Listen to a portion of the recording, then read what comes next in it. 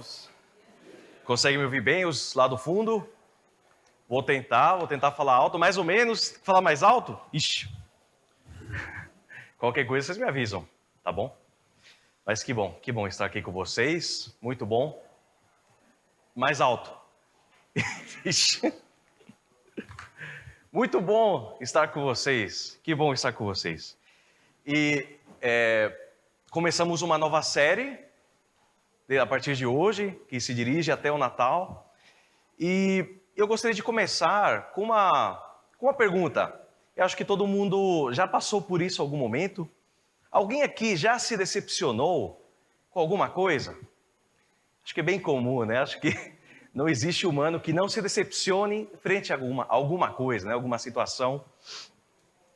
E eu vou contar a história da primeira vez que eu comi comida japonesa. Eu me decepcionei. Vou ser sincero. Eu não sei vocês, mas eu tinha uma ideia muito romantizada sobre comida japonesa, sobre sushi. E pela comida, pela cultura, o preço, né? É caro. Então, se é caro, deve ser bom, né? E o pessoal falava, nossa, comida japonesa aqui, eu quero comer, nossa, vontade de ir lá. Eu falava, meu, tem que ser bom, com certeza. E a primeira vez que eu vi o sushi na minha frente, eu coloquei, sem pensar, inteiro na boca. E eu tenho que reconhecer que eu jurava que tinha que ser um pedaço do maná do céu, mas eu tive que devolver no prato. Eu tive que devolver para o prato porque eu não consegui engolir, eu não gostei. E eu fiquei magoado no momento, fiquei triste, fiquei decepcionado, me senti traído até por aqueles que falavam que era tão bom. E alguns até falaram que talvez é um gosto adquirido, né? Às vezes fica melhor depois, quando você come mais algumas vezes, tem alguns aí que falam que é isso, mas não me convenceu. Mas aquela primeira vez foi uma grande decepção. Foi uma grande decepção. E nesse caso, a culpa foi do sushi ou foi a minha por colocar uma grande expectativa? Uma expectativa sobre algo desconhecido. Uma expectativa talvez grande demais. E a minha expectativa diante do sushi era que aquilo fosse como uma picanha. Algo saboroso demais, mas... mas não foi, né? Talvez eu tinha aquele desejo de que aquilo suprisse um grande desejo meu. E se minhas expectativas tivessem sido talvez um pouco menores, talvez a minha experiência não teria sido tão ruim. E esse é um exemplo muito simples. Acho que todo mundo já passou por coisas assim em relação a coisas pequenas. De se decepcionar. Mas quantas vezes a gente não age da mesma forma, como a gente age em coisas simples, em coisas maiores, em coisas complexas, em coisas importantes, coisas mais sérias. E a gente coloca expectativas surreais em coisas sérias e a gente acaba se decepcionando. Como, por exemplo, a expectativa de você se sentir completo ao realizar algum tipo de curso, ao finalizar um curso, ou você receber aquela vaga de trabalho, eu falo, nossa, quando conseguir isso, eu vou me sentir completo. É aquilo que eu anseio de fato.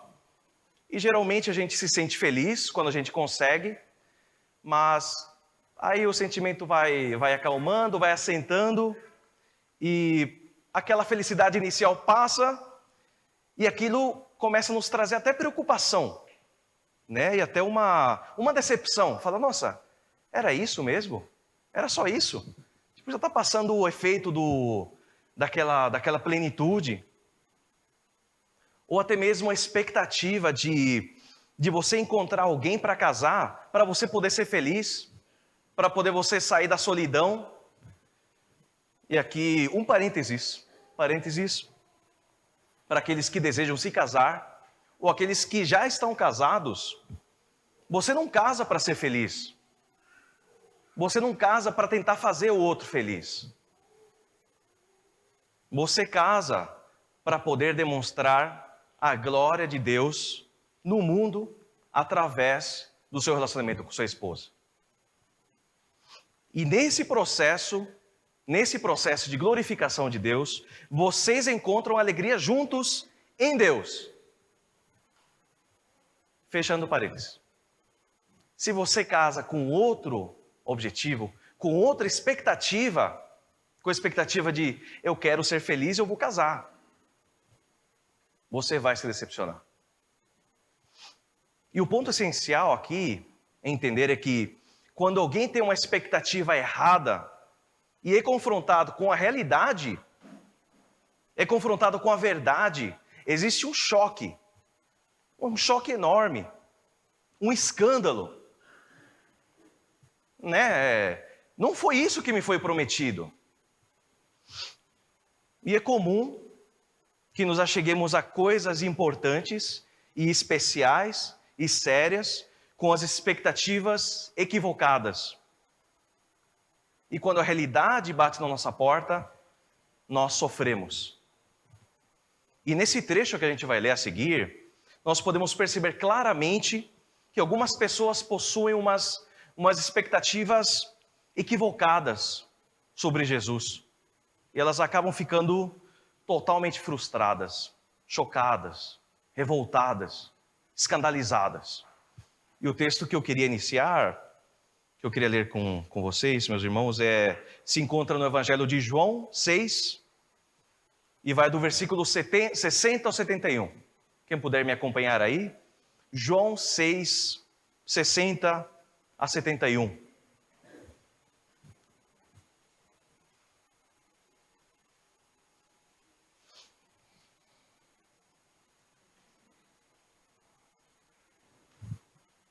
Finalzinho do João 6. E o texto nos conta o seguinte: muitos dos seus discípulos, tendo ouvido tais palavras, disseram: duro este discurso, quem o pode ouvir? Mas Jesus, sabendo por si mesmo que eles murmuravam a respeito das suas palavras, interpelou-os: isto vos escandaliza? Que será, pois, se virdes o Filho do Homem subir para o lugar onde primeiro estava? O Espírito é o que vivifica, a carne para nada aproveita. As palavras que eu vos tenho dito são Espírito e são vida. Contudo, há descrentes entre vós, pois Jesus sabia desde o princípio quais eram os que não criam e quem o haviam de trair. E prosseguiu: por causa disso é que vos tenho dito, ninguém poderá vir a mim se pelo Pai não lhe for concedido. À vista disso, muitos dos seus discípulos o abandonaram e já não andavam com ele. Então perguntou Jesus aos 12, porventura quereis vós, outros, retirar-vos? Respondeu-lhe Simão Pedro, Senhor, para quem iremos? Tu tens as palavras de vida eterna, e nós temos crido e conhecido que tu és o Santo de Deus. Replicou-lhe Jesus, não vos escolhi eu em número de 12? Contudo, um de vós é diabo. Referia-se ele a Judas, filho de Simão Iscariotes, porque era quem estava para traí-lo, sendo um dos 12. Amém. Essa é a palavra do nosso Deus. E através disso, através desse contexto, de forma inicial, de forma introdutória, nós percebemos que para o ser humano não alcançado, a mensagem de Jesus é chocante. Ela é motivo de escândalo. Ela abala qualquer tipo de estrutura humana. E não tem como você se proteger dessa palavra. Ela vai inevitavelmente contra a expectativa humana que ainda não foi regenerada por Deus. E o capítulo 6 de João, desde o início, é marcado por alguns dos milagres mais conhecidos, no mesmo capítulo, antes desse texto. E é estranho, né? Os milagres da multiplicação de pães, peixes, Jesus andando sobre as águas. E se você cair de paraquedas, você fala, nossa, mas espera aí, está acontecendo isso e agora o pessoal está abandonando Cristo? O que aconteceu? E assim, é de se esperar pela nossa lógica que milagres como este teriam que ser suficientes para que o povo cresça em Jesus. Seria o suficiente. E de fato muitos o seguem. Muitos vêm a Jesus, mas com as expectativas erradas. Expectativas erradas. Expectativas de comida, de poder, expectativas equivocadas. Porém, quando Jesus passa a pregar o Evangelho, quando ele explica que ele é o pão da vida, que desceu do céu, que quem comer da sua carne, quem beber do seu sangue, nunca morrerá, a maioria dos que ouviam começam a ter as suas expectativas contrariadas. Por isso, logo de cara, vemos, neste capítulo, as seguintes dinâmicas. Por um lado, diante do mover milagroso de Deus, de prodígios, onde o povo recebia alguma coisa para o seu benefício, eles olham para Jesus e desejam estar perto dele. Por um lado, a gente vê isso. O que Jesus faz, ele alimenta o corpo carnal deles, e eles desejam Jesus porque Jesus aparenta que vai ter a solução para os problemas deles. Isso por um lado. E por outro lado, o que a gente vê no texto que a gente acabou de ler, Jesus traz a mensagem do Evangelho, e quando ele menciona que ele mesmo é o pão da vida, que os milagres que ele faz apontam para quem ele é, porque ele faz os milagres e depois ele prega. Ele fala, ó, eu sou o pão da vida. Vocês vão comer desse pão dos milagres, mas depois vão ter fome. Eu vim para que vocês estejam saciados eternamente. E poucos conseguem digerir esse alimento. A maioria abandona Jesus. Enquanto Jesus proporciona alimento carnal, a maioria fica. E quando Jesus aponta para o espiritual, para o alimento espiritual, para o corpo espiritual, a maioria o abandona. Por isso, nesse texto a gente vê que as palavras de Jesus revelam o coração do público que estava lá. Diante da pregação do Evangelho, proferida pelo próprio Cristo, ninguém consegue permanecer neutro. Ou a pessoa vai abraçar a fé por completo, ou a pessoa vai abandonar a Cristo. Vai embora. A pregação do Evangelho revela o coração daquele que ouve. Ou é um coração regenerado e fértil para receber o Evangelho, ou é um coração de pedra que sente repulsa pelo Evangelho. E neste texto, vemos em essência dois públicos, alvos da pregação do Evangelho de Cristo. Em primeiro lugar, vemos o povo, os discípulos que se escandalizam e desejam abandonar e vão embora. E diante do que a gente viu, é possível ver que esse primeiro grupo de pessoas vem para Jesus com outras expectativas. Expectativas erradas de Jesus causam duas coisas: escândalo e abandono. Se você veio para Jesus, se você está aqui pela razão equivocada, o Evangelho causa duas coisas em você: escândalo e abandono. Em primeiro lugar, eles se escandalizam. Eles somente se escandalizam, a gente consegue ver, porque eles não conseguem ver aquilo que é óbvio, aquilo que é muito claro. Estava muito claro. Eles não conseguem ver porque eles tinham outras expectativas. Isso fica claro. Jesus está fazendo milagre após milagre, coisas que nunca foram feitas antes. Multiplicar pães, alimentar milhares de pessoas, andar sobre as águas. E aí ele fala que ele é o Filho de Deus, e para nós fica muito claro, somente o Filho de Deus consegue fazer isso, somente o Deus encarnado. E eles não entendem. Eles não conseguem entender essa direta conexão. Essa conexão fica muito claro. E quantas vezes, meus irmãos, nós mesmos não entendemos e fazemos o mesmo diante do que Deus faz nas nossas vidas. Nós andamos com Cristo, nós procuramos aprender mais sobre Ele, mas nós não conseguimos perceber a sua mão nos guiando. Não conseguimos olhar para as coisas do nosso dia a dia e glorificá-lo, e dar glórias a Ele, e agradecer. Coisas claras. Quando Ele nos livra de um grande mal, de uma doença, de um acidente, a gente é muito rápido em mencionar a sorte, falar sobre o avanço da tecnologia, da medicina, falar sobre a bondade humana, mas somos muito lentos em reconhecer o cuidado e amor de Deus pelas nossas vidas. E eu vou além. Quando às vezes a situação sai do nosso controle, não vai de acordo com o que a gente planejou, com a nossa expectativa, a gente não passa na prova que a gente queria, o emprego que a gente desejava, o nosso carro quebra, a nossa casa é roubada.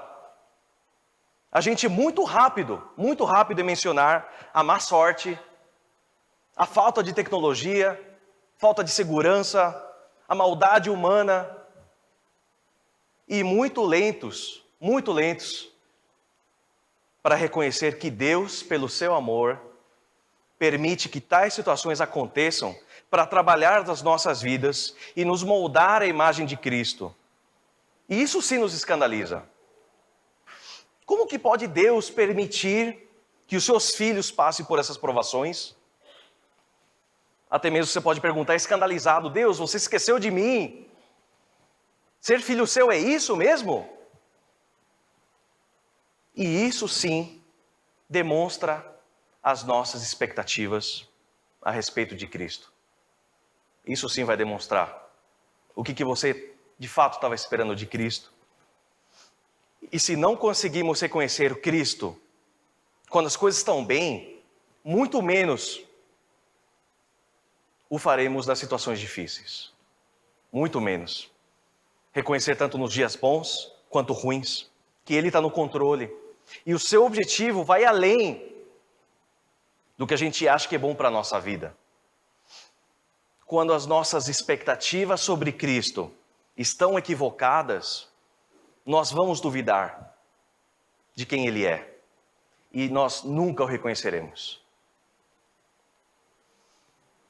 E em seguida, nós vemos que quando eles ficam escandalizados, eles o abandonam. E lembrando que falei antes, expectativas erradas a respeito de Jesus, além de causar escândalo, fazem com que nos afastemos de Cristo. Quando eles percebem que Jesus não ia cumprir as expectativas deles, eles saem fora. Eles o abandonam. E de fato, faz sentido. Né? Eles percebem, não, ele não vai conseguir suprir, então caio fora, não vou ficar. A sua expectativa de encher a barriga, expectativas de alguma solução rápida para um problema. E a pregação do Evangelho de Cristo revela que ele não tinha o objetivo de suprir os desejos carnais dele, mas ele pregava o Evangelho do reino. Aqueles que o abandonam não conseguem entender, não conseguem ver isso, ver o Evangelho do reino, entender o que estava de fato acontecendo. Porque eles vieram pela razão errada e os olhos deles não tinham sido abertos. Os milagres e a pregação de Jesus, neste momento também, acontecem para revelar o coração daqueles que ouviam. E é exatamente isso que a pregação do Evangelho faz com a gente. Se você veio pela razão equivocada, o Evangelho irá te confrontar. O Evangelho, em algum momento, vai te confrontar. Quantos de nós, em quantas vezes, quantas situações, a gente não se achega a Cristo pelas razões equivocadas? Por interesse financeiro, para recuperar um casamento, por medo da solidão, pela situação política do país, para ganhar um favor de Deus. E quando o Evangelho de Cristo te confronta, dizendo, tudo que você acredita que é tão importante é secundário. O principal é o meu reino, e o demais é secundário. Imagino Jesus falando, se para que o reino avance e eu seja glorificado, é necessário que você perca tudo isso, que você perca o seu senso de segurança, que a pessoa que você não apoie no governo seja presidente, que você perca a sua saúde, que você perca a sua família. Se isso precisa acontecer para que o meu reino avance, eu vou fazer isso. Eu vou tirar tudo de você. Porque pelo meu reino, não é por você. E frente a essas notícias, ninguém permanece neutro. Ou você abandona o barco, ou você abraça a fé por completo. E os que abandonam a Jesus nessa história são a maioria dos discípulos. Eles veem isso e falam, não dá, isso não faz sentido, você está viajando, não faz sentido. E mesmo não indo embora, fisicamente, até Judas abandona Jesus no seu interior. E isso, muito claramente, nos mostra que é possível você permanecer aqui na igreja, é possível você permanecer sentado, parecer um discípulo de Cristo, e nos seus pensamentos, você seguir a Jesus com segundas intenções. E quantas vezes podemos ser tentados a fazer isso? A seguir Jesus para não perder o status de cristão na família, seguir Jesus por medo de algum tipo de retaliação divina, pensar, se eu largar da igreja, Deus vai tirar meu trabalho, ou eu vou ficar doente, ou ficar na igreja porque você quer algum tipo de poder sobre as pessoas. Isso vai até da parte da liderança, pastores, líderes. Eu quero ficar porque eu quero ter algum tipo de poder, status. Eu quero manter a minha família, um costume da família.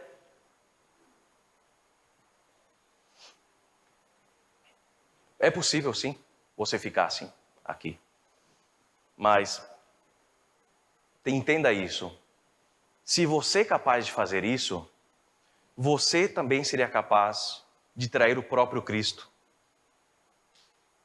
para conseguir o que você deseja. Porque foi isso que Judas fez.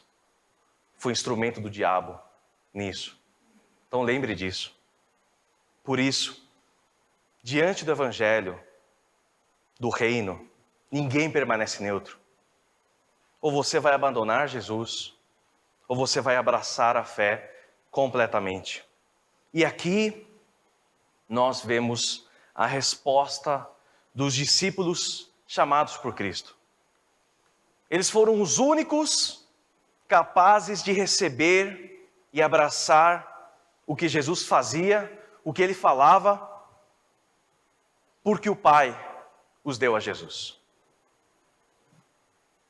Assim como a gente vê no versículo 65, não havia outra maneira de receber o Evangelho. Eles permanecem lá porque Deus os conduz a Cristo. O Pai permite que vejam e reconheçam o Cristo. Eles reagem de forma diferente dos outros que o abandonaram. Quando Jesus pergunta aos seus discípulos o que eles farão, quando vem todo mundo indo embora, Pedro toma a frente e, como porta-voz dos 12, declara o seguinte: Senhor, para quem iremos? Para quem iremos? Tu tens as palavras de vida eterna. E nós temos crido e conhecido que Tu és o Santo de Deus. E Pedro aqui reafirma a natureza divina de Cristo e declara que o que Jesus tem para lhes dar é espiritual e não para proveito da carne. Os discípulos vivenciaram os milagres da multiplicação, e eles veem que aquilo também serviu dentro do propósito de Cristo para apontar para Ele mesmo, para apontar para o fato que Ele é o pão que desceu do céu. Eles entendem que eles poderiam comer do pão da multiplicação, mas depois teriam fome. Mas Jesus veio para lhes dar de si mesmo. Eles conseguem entender essa conexão que pode ser tão clara para nós. E é exatamente isso que Cristo tem para nós. Cristo se torna o nosso alimento. Nós somos nutridos por Ele para viver eternamente e impulsionados a fazer a sua vontade. Para quem poderemos ir, meus irmãos, se não a Cristo? Para quem? Para quem? Qualquer outro lugar prometeria alimento, mas logo a gente voltaria a ter fome. Cristo traz uma solução espiritual. Cristo traz uma solução eterna. E de que vale você resolver a sua vida aqui? Conseguir o que você quer? O planejamento que você quer? A situação que você quer? Se tudo aqui é passageiro e vai ruir com o tempo. As bênçãos eternas esbarram na nossa temporalidade. E pelo amor de Deus, pela sua misericórdia, pela sua bondade, Ele nos dá coisas boas. Ele nos livra do mal muitas vezes. Mas esse não é o centro. Isso é periférico. Isso é secundário. O centro é o reino de Deus. É Cristo. Em Mateus 6,33, Jesus declara: buscai em primeiro lugar o reino de Deus e a sua justiça, e as demais coisas vos serão acrescentadas. Os verdadeiros discípulos de Cristo conseguem ver que Jesus é o Cristo que veio ao mundo para inaugurar o seu reino, e não para implantar o nosso. E essa compreensão dos discípulos não é possível por conta da inteligência deles, da eloquência, da percepção, da sagacidade, por qualquer força humana. Não é possível. Eles entendem isso porque Deus lhes deu um novo coração. Eles somente conseguem ver essas verdades a partir da realidade de um novo coração. Jesus declara isso tanto no versículo 39, é a vontade, indo mais para trás no texto que a gente leu, é a vontade de quem me enviou é esta, que nenhum eu perca de todos os que me deu, pelo contrário, eu o ressuscitarei no último dia. E no versículo 65 que a gente leu, ninguém poderá vir a mim se pelo Pai não lhe for concedido. Da mesma forma que ninguém pode ir ao Pai se não for por Cristo, ninguém vai ao Filho se não for por intermédio do Pai, no poder do Espírito Santo. E aqui a gente vê o processo precioso da economia do Espírito, da Trindade, o processo do relacionamento da Trindade em ação. O Pai concede o novo coração, capaz de crer e reconhecer a Jesus Cristo. E os discípulos são capacitados a crer na obra de Cristo e a reconhecer que Ele é de fato o santo escolhido de Deus. Se os nossos olhos não forem abertos e o nosso coração regenerado, nunca aceitaremos a mensagem do Evangelho. E se você está aqui hoje e você deseja se dobrar diante do Evangelho, diante de Cristo, deseja seguir a Cristo, você luta continuamente para seguir o seu próprio caminho, para não seguir o seu próprio caminho. Você luta diariamente, luta para se submeter ao senhorio de Cristo. Entenda uma coisa, isso significa que você tem um novo coração. Basta crer com aquilo que Deus te deu.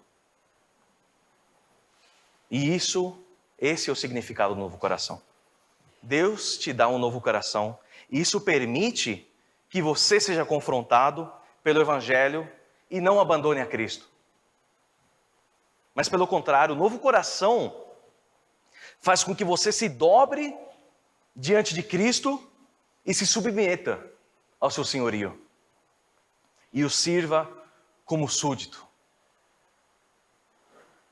vivendo em prol do reino de Deus. Com um novo coração, diante dos nossos caminhos pecaminosos, diante das nossas expectativas erradas sobre Cristo, diante do que antes nos dominava, nós somos confrontados pelo Evangelho do Reino e a nossa resposta não é mais fugir. O novo coração faz com que reconheçamos Jesus Cristo e que Ele é o Santo de Deus e que somente Ele tem palavras de vida eterna. O novo coração dado pelo próprio Deus permite que entendamos que Cristo é o pão da vida que desceu dos céus para dar alimento eterno. Esse novo coração nos permite entender que a morte de Cristo foi para a nossa salvação. Com esse novo coração, nós podemos entender que Ele foi quebrado para que nós fôssemos unificados. Com esse novo coração, nós podemos entender que Cristo ressuscitou ao terceiro dia para que todo o que nele crê não pereça, mas tenha vida eterna. Esse novo coração permite que nós não abandonemos a Cristo e que vivamos uma vida dedicada ao reino e não às nossas paixões. No início da mensagem, a gente lembrou como é difícil ser confrontado pela realidade quando a nossa expectativa está errada, por uma falsa expectativa. Nós vimos como é difícil. Mas sobre isso, eu não sei você, mas existe algo melhor do que quando as suas expectativas são completamente supridas? Já sentiu isso? Essa sensação quando você, nossa, isso é exatamente como eu esperava. Eu tinha essa imaginação sobre isso, essa expectativa e cumpriu. É isso. E quando as nossas expectativas sobre Cristo estão no lugar certo, Ele ultrapassa as nossas expectativas e faz infinitamente mais do que a gente esperava. Ele faz infinitamente mais. Ele não se amolda ao que a gente acha que é certo, ao que a gente acha que deveria acontecer com a nossa vida. Ele não se amolda ao que a gente acha que vai ser melhor para nós, para os nossos filhos, para o nosso país. Ele não se amolda a isso. Ele faz infinitamente mais. Quais têm sido as suas expectativas sobre Jesus? Você tem se achegado a Ele para suprir os seus desejos? Ou pelo avanço do seu reino? Quando as situações da sua vida saem do seu controle, isso tem sido motivo de escândalo diante de Deus? Tem te escandalizado? Tem te causado, Deus, cadê você? Deus, você esqueceu da gente? Você perdeu o controle? Olha para os ímpios. Olha para o mal. Ou você tem se aproximado de Cristo para entender como Deus será glorificado nessa situação que você acha sem solução? Você tem vivido em prol do reino de Deus e do seu avanço? Ou você tem trabalhado principalmente para os seus desejos e projetos? Meus irmãos, diante disso, um coração novo, além de ser um solo fértil para a fé, um coração novo, além de ser um solo fértil para que creiamos, um coração novo é aquele que cria no discípulo a capacidade de ter de ter as expectativas corretas acerca de Jesus e viver em novidade de vida para o avanço do reino de Deus. Oremos, meus irmãos. Ó Pai, nós aqui meditando sobre a Tua palavra, Deus, nós somos diretamente confrontados por ela, porque a Tua palavra é perfeita, Pai. Tua palavra excede o entendimento humano, Tua palavra excede a nossa justiça, e nós clamamos a Ti, Deus, nós clamamos a Ti. Trabalhe em nosso coração, para que vivamos, Pai, para o Teu reino e não para nós, que não vivamos escandalizados por todas as más notícias, escandalizados pela dor, chocados pelo mal do mundo, mas que olhemos para Ti, Pai, e sejamos agentes do reino, para demonstrar a Tua glória ao mundo, Pai. Trabalhe nas nossas expectativas, Pai, para que não estejamos aqui com segundas intenções, mas que estejamos aqui, Pai, para Te conhecer, para estar perto de Ti, para nos rendermos ao Teu senhorio e aprender o que o Senhor deseja fazer na nossa história, Pai. Nós oramos e pedimos por misericórdia, porque nós sabemos que pelo Teu amor, o Senhor nos alcança. Te agradecemos em nome de Jesus. Amém.